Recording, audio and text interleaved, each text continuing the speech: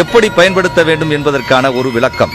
Centre மீடியனில் இருந்து இதை 4 டிராக்குகளாக பிரித்துக் கொள்ளலாம். உதாரணத்திற்கு சென்டர் மீடியனை ஒட்டி இருக்கும் இந்த பாதையை முதல் டிராக் என்று எடுத்துக்கொள்வோம். இது சுமார் 50 மீட்டர் மட்டும் உள்ளது. இது எதற்கு என்றால் வலது பக்கமாக திரும்பக்கூடிய வாகனங்களுக்காக போடப்பட்ட பாதையாகும். இந்த பாதையில் நேராக செல்லும் வாகனங்கள் வரக்கூடாது. வலதுபுறமாக திரும்பும் வாகனங்கள் இந்த பாதையை சுமார் 50 மீட்டருக்கு முன்பே வலது பக்கமாக ஒட்டி வர வேண்டும். அடுத்ததாக இரண்டாவது டிராக்கை பற்றி தெரிந்து கொள்வோம். இந்த பாதை எப்பொழுதுமே ஃப்ரீயாக இருக்க வேண்டும். ஏனென்றால் மூன்றாவது டிராக்கில் வரக்கூடிய எந்த வாகனமாக இருந்தாலும் ஓவர்டேக் செய்ய இந்த இரண்டாவது டிராக்கை தான் பயன்படுத்திக் கொள்ள வேண்டும். இப்படியல்லாமல் மூன்றாவது டிராக்கில் செல்லக்கூடிய ஸ்லோ மூவிங் வெஹிக்கிள் என்று சொல்லக்கூடிய கண்டெய்னர் லாரிகள் மற்றும் சரக்கு லாரிகள் இந்த இரண்டாவது டிராக்கில் வருவதால் தான் ஓட்டுநர்களுக்குள் குழப்பம் ஏற்பட்டு ஓவர்டேக் செய்யும் போது அதிகமான விபத்துகள் ஏற்பட அதிக வாய்ப்புகள் உள்ளது.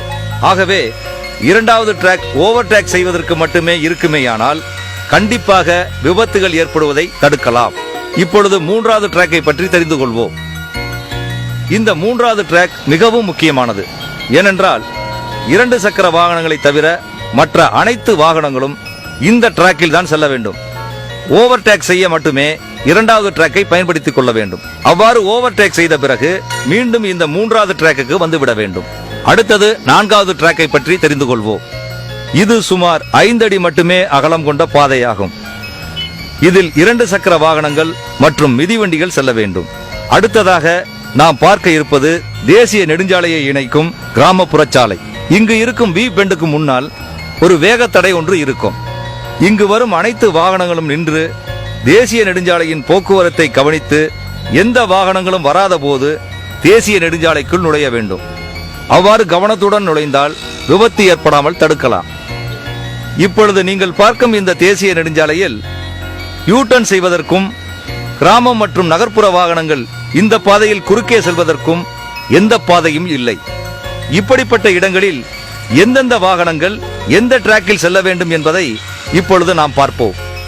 சென்டர் மீடியனை ஒட்டியுள்ள இந்த பாதையை முதல் டிராக் என்று வைத்துக் கொள்வோம். இந்த பாதை எப்பொழுதும் ஃப்ரீயாக இருக்க வேண்டும். இரண்டாவது டிராக்கில் வரக்கூடிய 2 சக்கர வாகனங்களை தவிர மற்ற அனைத்து வாகனங்களும் இந்த முதல் டிராக்கை ஓவர்டேக் செய்ய மட்டுமே பயன்படுத்த வேண்டும். இந்த தேசிய நெடுஞ்சாலையில் இரண்டாவது டிராக்கை பற்றி நாம் தெரிந்து கொள்வோம். இந்த இரண்டாவது டிராக்கில் 2 சக்கர வாகனங்களை தவிர மற்ற அனைத்து வாகனங்களும் இந்த டிராக்கில் தான் போக வேண்டும். குறிப்பாக இதில் சரக்கு வாகனங்கள் மற்றும் கனரக வாகனங்கள் இந்த பாதையில் தான் வர வேண்டும். இப்போது இந்த தேசிய நெடுஞ்சாலையின் 3வது டிராக்கை பற்றி நாம் தெரிந்து கொள்வோம். இதில் சைக்கிள் மற்றும் 2 வீலர்கள் மட்டும் செல்ல வேண்டும். தேசிய நெடுஞ்சாலையில் வாகன ஓட்டிகள் சரியான பாதையில் அளவான வேகத்துடன் சென்றால் எந்த விபத்துகளும் ஏற்படாது. தேசிய நெடுஞ்சாலையில் எந்தெந்த டிராக்குகளில் எந்தெந்த வாகனங்கள் செல்ல வேண்டும், எப்படி செல்ல வேண்டும் என்று உங்களுக்கு மிக தெளிவாக புரிந்திருக்கும். ஆகவே இந்த நேரம் முதல் சாலை விதிகளை பின்பற்றுவோம் என்று உறுதிமொழி எடுத்துக்கொள்வோம். சாலை விதிகளை மதிப்போம். சாலை விதிகளை மதிப்போம். சாலை விபத்தினை தடுப்போம். சாலை விபத்தினை தடுப்போம். சாலை விதிகளை மதிப்போம். சாலை விதிகளை மதிப்போம். சாலை விபத்தினை தடுப்போம். சாலை விபத்தினை தடுப்போம்.